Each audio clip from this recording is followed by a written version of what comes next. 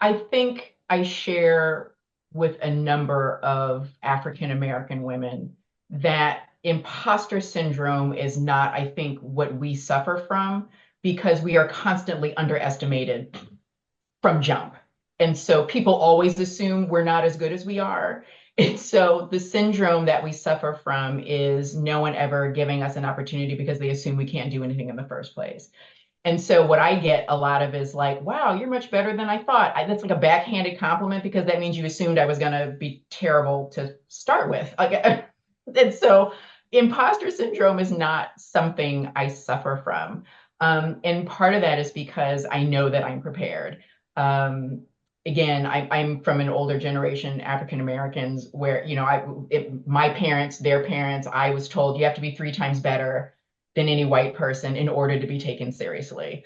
And so, as a woman conductor, as an African American conductor, as an African American woman conductor, part of my education at the University of Chicago was about making sure there were no theoretical, historical, conceptual chinks in my musical armor.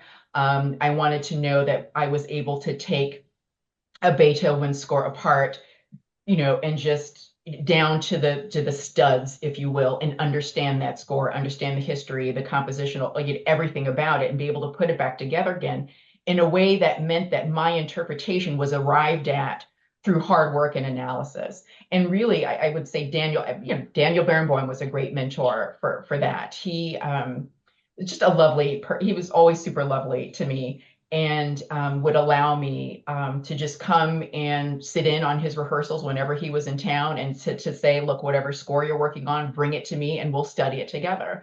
And one of the things that he explained to me was that, harmony and understanding harmony will answer 92% of any musical questions that you have. And so making that connection between analysis and interpretation, he was the one that helped me be like, oh, this is why I'm studying this music. Like these analyses and these understandings that I'm developing of why this composer did this or what this means here helps me inform my interpretive decisions. And Daniel Bernwood would say, if I ask you a question, and he had a number of young people who would, come and sit down in his rehearsals and he would come and talk to us.